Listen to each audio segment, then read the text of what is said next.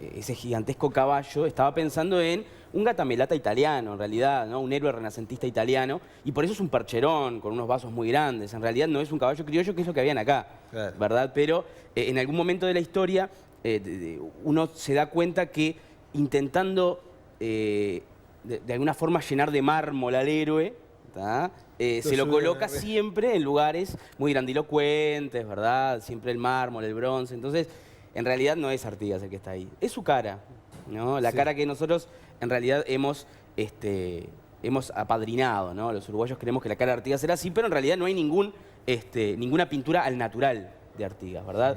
Pero bueno, volviendo un poco a lo que estábamos, habíamos quedado con un Artigas que vuelve de la oscuridad, ¿no? Un Artigas que vuelve de aquellos años en los cuales desaparece de la historia oficial, podríamos decir, que anda con los indios, dicen algunos. Recordemos el libro de Carlos Maggi, donde él plantea de que Artigas vivió en una comunidad indígena, ¿verdad?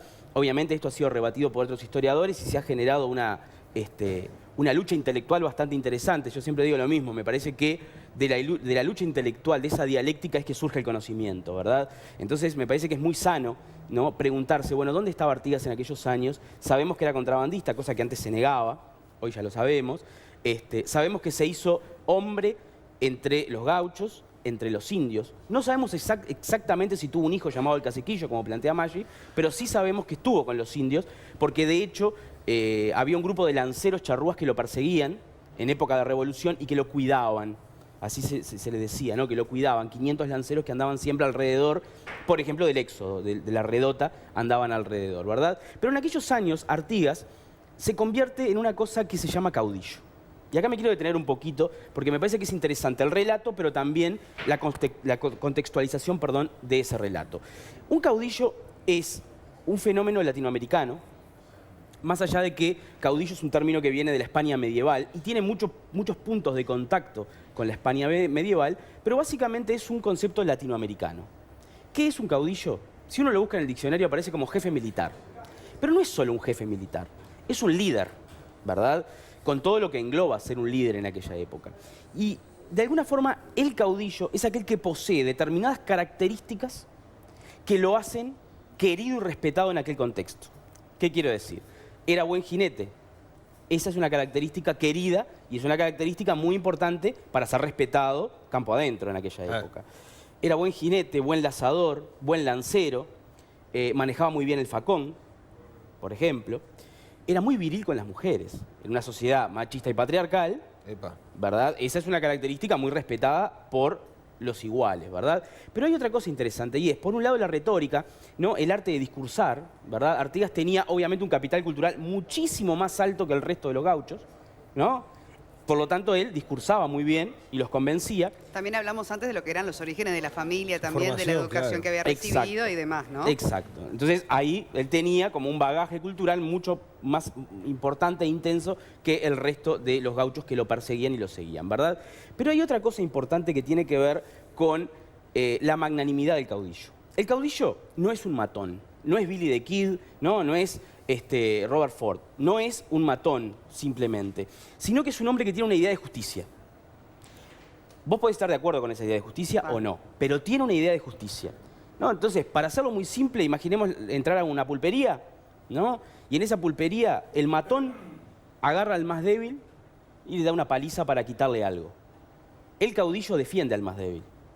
Entonces, de alguna forma, eso es lo que lo hace respetado y lo hace querido. Estoy pensando en el término caudillo que se acuña hoy en día fundamentalmente en el interior vinculado a la política, básicamente, ¿no? Difiere un poco del origen, en todo caso, del término caudillo aquí en nuestro país. Exacto, ahí hay una discusión interesante. Por un lado, el término caudillo como fenómeno del siglo XIX, con algunas aristas en el siglo XX, al principio del siglo XX, y después tenemos el término caudillo llevado hacia la política. Por ejemplo, hay un libro interesantísimo de Lincoln Maistegui Casa, que se llama Caudillos, en 2 tomos, donde él plantea su visión de caudillo, que es muy interesante, y él plantea que el caudillo va más allá del siglo XIX. Le genera, o sea, cuando hablamos de caudillo, burguesía, revolución, se llaman tipos ideales. ¿Qué es un tipo ideal? Un tipo ideal es un concepto que se crea para entender algo, ¿no? O sea, no es que, por ejemplo, en el siglo XV la gente decía, che, burgués, ¿cómo andás? Ah, burgués, ¿cómo andás? No, en realidad es un concepto que creamos nosotros para poder entender a la sociedad, ¿no? Estereotipos, exacto, digo, vigentes hasta hoy, ¿no? Caudillo es lo mismo.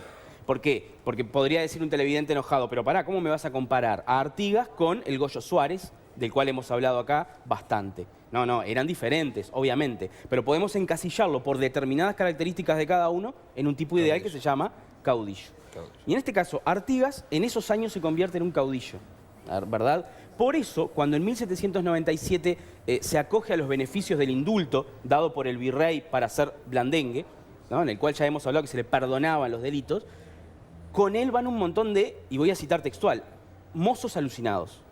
Así le dice José María Salazar, el capitán español, cuando Artigas se mete al cuerpo de blandengue. Un montón de mozos alucinados lo seguían. Como su propio ejército. Como su propio ejército. Pero alucinados con que con lo que decía Artigas. Con la figura de él. Con la figura de Artigas. Lo seguían alucinado a Artigas. Exacto. Lo que generaba. Salazar, mirá la figura de Salazar, capitán español, un capitán español exitoso, un hombre que había en 1810 logrado sofocar un movimiento juntista, o sea, revolucionario en Montevideo. Cuando tiene que escribir sobre Artigas, lo define como el coquito de la campaña. Dice, Artigas es el coquito de la campaña, está en todos lados. Lo define como un vaqueano, pero más que todo dice, cuando su nombre se pronuncia, todos tiemblan. Eso es un documento, está escrito, ¿verdad? Cuando le piden informes sobre Artigas, él da ese informe. ¿Tá? O sea, Artigas era un hombre conocido mucho más allá de lo que la historiografía quiere, ¿no? Porque uno puede decir, bueno, pero vos generás la historia alrededor de Artigas, entonces... No. En la época, los contemporáneos ya veían a Artigas antes de la Revolución como un hombre importante dentro de ese contexto.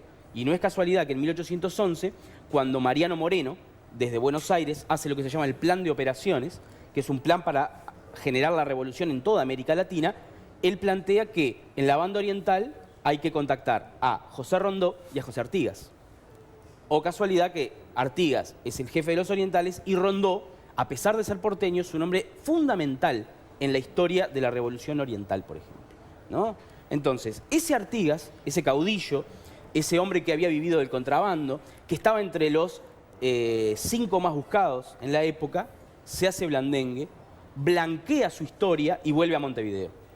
Por primera vez, después de que se había ido, él vuelve a Montevideo y ahí es donde comienza de alguna manera un Artigas, como decíamos antes, de ladrón a policía, un Artigas blandengue. Y empieza la documentación formal, nuevamente, de la vida de Artigas. Exacto. Él aparece más nítido, aparece, por ejemplo, casándose con Rosalía Villagrán, con su prima, ¿verdad? Y cuando hablamos de Rosalía Villagrán, hablamos de un personaje muy complejo de la historia nacional. Es muy triste la historia de Rosalía. Voy a decir algo que va a enojar a la gente y a mí me va a hacer reír mucho, porque me gusta que se enoje la gente. Pero Artigas, desde el punto de vista actual, era un hombre abandónico, ¿sí? Con sus mujeres. Hay mujeres que te van a aplaudir también. No, pero en realidad hay gente que se enoja. Que se enoja porque... Y en realidad lo que estoy haciendo es un juicio anacrónico, lo estoy diciendo. Esto es un juicio anacrónico.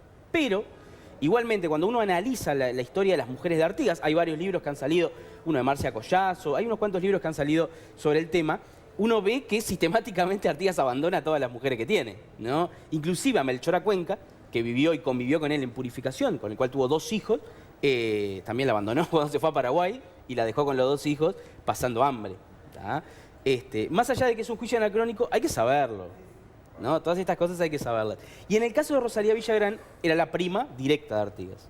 Y Artigas pide permiso al Obispado de Buenos Aires para casarse con ella, por su vínculo sanguíneo, ¿verdad? Y obviamente se le da el permiso. Pero ¿cuáles son las justificaciones de Artigas? Y bueno, la justificación es que Rosalía era una solterona. Y si seguía solterona, después que mueran todos sus familiares, se iba a morir de hambre, porque nadie le iba a mantener, ¿verdad?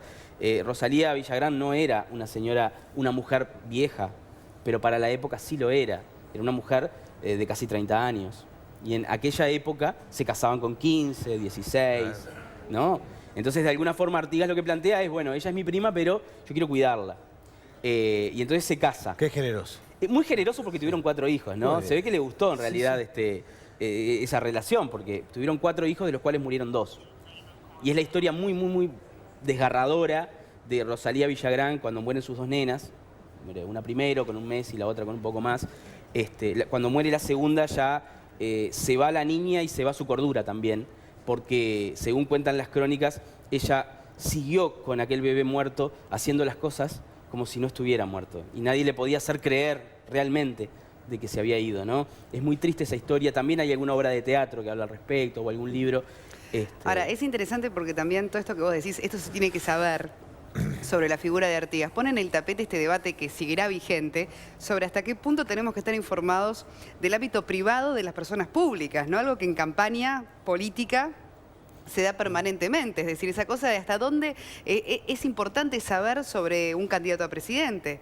Detalles de su vida íntima, privada, y sin embargo acá vos decís, hay que saberlo sobre la figura de Artigas. Lo mismo me pregunto yo en la actualidad, por ejemplo, de los candidatos a presidente. Que ocurrieron allá en 1800. Claro, pero digo, ¿no? es un debate que sigue hasta ahí porque no todos están de acuerdo con que quizás esas cosas tienen que saberse de lo que es un héroe nacional como la figura de Artigas. Yo siempre digo lo mismo, ¿no? Me parece que en historia, obviamente... Para preservarlo, además, como pero todo. Hay conceptos, ¿no? Revolución, caudillo, hay procesos, larga duración, corta duración, pero las personas que viven son seres humanos, ¿no?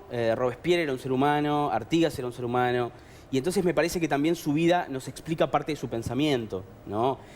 Cuando uno lee una novela de Tolstoy, me parece que debe ser bueno conocer la biografía. De hecho, los profesores de literatura dan la biografía de los autores para poder comprender por qué escribieron, por qué Hemingway escribió El viejo y el mar. Y capaz que conociendo la vida de Hemingway, uno puede entender por qué escribió El viejo y el mar. Lo mismo sucede con los personajes históricos, ¿no? Claro. Esto es en parte un poco algo contigo en la historia, ¿no? Conocer la vida privada también nos ayuda a entender, ¿no? a los personajes. Es muy importante. Obviamente que hay muchas cosas que hablan de las miserias humanas, ¿no? Todos tenemos miserias humanas, ¿verdad? Ahora, Leo, vos decías también que era abandónico, que abandonaba a las mujeres. ¿Y qué pasaba con el vínculo con los hijos? El vínculo con los hijos... ¿También los abandonaba? No, él tenía un vínculo bastante estrecho con los hijos. Porque después aparece una figura, la de Andresito en todo caso, que no era hijo. No era de Artigas, hijo. Pero que hay una especie de adopción también. Sí. Entonces, si generó ese vínculo con alguien que no era o no tenía un vínculo sanguíneo, ¿qué pasaba con sus hijos reales? Bueno, él tenía muchos de sus hijos que lo acompañaron en la Revolución, como José María, como Manuel, según Carlos Maggi, como el Caciquillo. ¿Cuántos hijos? ¿Verdad? Y datados algo así como 19. Datados. Sí. Subrayo Totalmente. el término. Como reconocidos. Reconocidos, 19. Pero recordemos que hay muchos... Lo que gastaría en pensión alimenticia.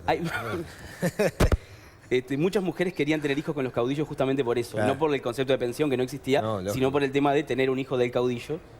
Por eso dicen que Rivera tuvo 101. 101. Pero no 101 el número exacto, una cosa... 101. Bueno, pero en el caso de Artigas sí, muchos... de hecho, cuando Artigas está en Paraguay, en aquellos 30 años de exilio, peor que la muerte, ¿no? Hay una novela de Jorge Chagas, un gran escritor uruguayo, que se llama La soledad del general. Para mí la mejor novela de Artigas que hay. Es una novela pequeñita, espectacular, ¿no? Y Ancina le dice en un momento en Paraguay a Artigas, el bronce, general, peor que la muerte, el bronce, ¿no? Y bueno, cuando Artigas estaba en Paraguay, José María, su hijo, lo fue a buscar con la Constitución en la mano del Uruguay, 1830. Le dijo, papá, volvemos, vamos para... Y él dijo su famosa frase, yo ya no tengo patria, ¿verdad? Porque su sueño había sido algo mucho más abarcativo que un lugar que él amaba profundamente, como era la Banda Oriental, la provincia oriental. Por cierto, Uruguay no se llamaba. Claro, no. Uruguay. Pero es interesante... Que sí, él tuvo una relación con los hijos. Obviamente hubo hijos que sí abandonó. Sí, lógico. Interesante. Quedan más capítulos, ¿no? ¿Queda otra parte? Queda más capítulos. ¿La de reservamos para el viernes que viene? Por supuesto. ¿Qué vas a la última etapa de su vida? Hablamos un poco de la Revolución. Tenemos que hablar un poco de la Revolución. Una cosa importante, no se me enoje la gente de Batoví. Durante el tiempo que Artigas es blandengue, funda un pueblo que se llama actualmente Batoví, ¿verdad? San Gabriel de Batoví, que está en un lugar que no es exactamente donde él lo fundó, pero el espíritu es el mismo, y lo fundó junto a Félix de Azara, uno de los hombres más importantes dentro de lo que era la ingeniería intelectual española, que Artigas lo llevó como ayudante en aquel momento, y bueno, fundaron San Gabriel de Batoví. Muy bien, ¿cómo sabe este hombre? Qué interesante, ¿no? ¿Cómo nos sumerge en esas épocas, además? Ni que hablar. Te esperamos el próximo viernes para un nuevo capítulo de esto, que es apasionante, ¿no? La vida de Artigas, en definitiva, nuestra historia también. Totalmente, ¿no? Pero cómo te cuentan la historia es igual de importante que la historia misma. Sí, exactamente, tal cual. Por eso